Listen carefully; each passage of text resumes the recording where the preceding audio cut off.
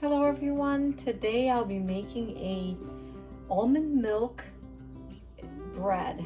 So not really a bread because it's a sweet, it's a dessert, but this is what you will need for that. So there's several steps to this. So I've sifted together 2 1/3 cup of flour, 1/4 cup of sugar, 1 teaspoon of salt, and to that I am going to add, once I proof my yeast, so I have my yeast, 1 tablespoon of active dry yeast, and one teaspoon of sugar, cane sugar. To this I'm going to add some warm water, 1/4 cup, to which I will mix and I'll proof my yeast. This is always a good idea to do this in order to make sure that your yeast is working and it's all good. So I'll let that take its course and make sure that it's okay, and I'm sure it's okay because I've used it before, but I will test it anyway. Next, I will make a Tangzhong, it's called. It's an Asian way of making the bread, which keeps the bread very soft, and I will let you know exactly the directions for that. For the Tangzhong, you need a small pan. I have 2 tablespoons of flour, to which I will add 2 tablespoons of water and 4.5 tablespoons of almond milk. This is what I have in this.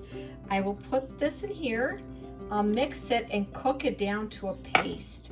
I will show you exactly what it looks like. So you cook this down to a paste, but just by mixing it on slow heat.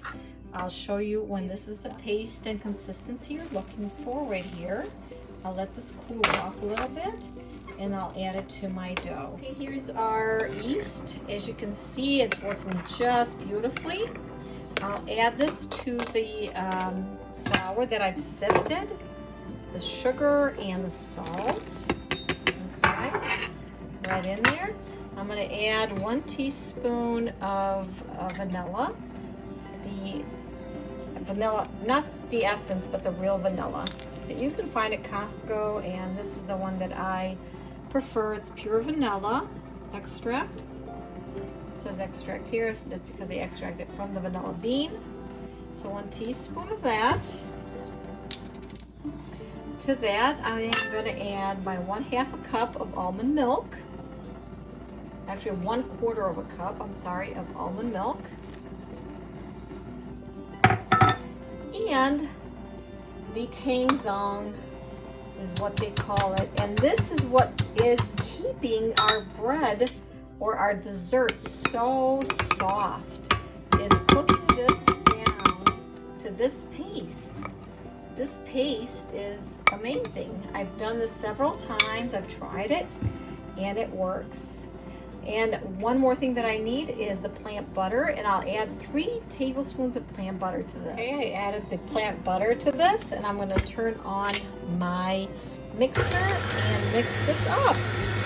I will be back probably around 15 minutes. If it needs a little bit more liquid, I will add more liquid, but right now it seems to be going just great. And I will be back the dough. I will get it all, make sure you put some flour on your hands and just get all the dough off. I'll take the hook out. It's a little bit of a stickier dough, but not real bad. Take this off. I'll take some flour and just put some flour on top to get it all off the bottom. And I'll let this rest for 1.5 hours or until it doubles in size. I'll cover it with plastic wrap or anything. You might cover it with anything that you want. If you don't have plastic wrap, cover it with a lid or something. But one thing I want to mention is that flour, the amount of flour in water in any pastry depends on also the moisture in the air in the room that you're making it. So if you might have to add a little bit more water or a little bit more flour to get this consistency of the dough. As you can see, then go ahead and do so. But it's a very nice dough, easy to handle. And I will let this rest now for an hour and a half, and I will return back. And here is the dough. It has doubled in size. What I will do now is turn it over on my board, which I have right here, and I only use for baking. I also have my walnuts and cane sugar ready, and I will begin taking this out and separating it. I floured the board. I took the dough out. As you can see, it's a beautiful dough. It's easy to work with. What I will do is take out my scale and try to separate into little pieces, and then I'll place it on I have a pan that's lined with baking paper, sorry about that, and I have a preheated oven on 350. Okay, so I've separated the dough into these balls, and they're 50 grams, 0.50 grams. And I've also rolled them out. So this is what I'm doing right now. Just pressing down on them. And I am filling them with the walnuts and the cane sugar. Like this. And putting them on the pan. One more. Just spread this thin. It's not real thin, but spread it out. Add your walnuts and sugar, cane sugar. Roll over. And that's it. And one more. And then I'm going to finish them up, and I'll let this rise for half an hour, and then I will put them in the oven to bake. So one more. Here is the walnuts and cane sugar. Like this. Roll, and I put them on the pan. I'll finish this and I'll return. Ready to go in the oven about 45 minutes. I had to wait for them to rise. I have my oven on 350, so I'm going to go ahead and do that, and I'll be back. Okay, so we're back, and as you can see, the almond nut rolls are done.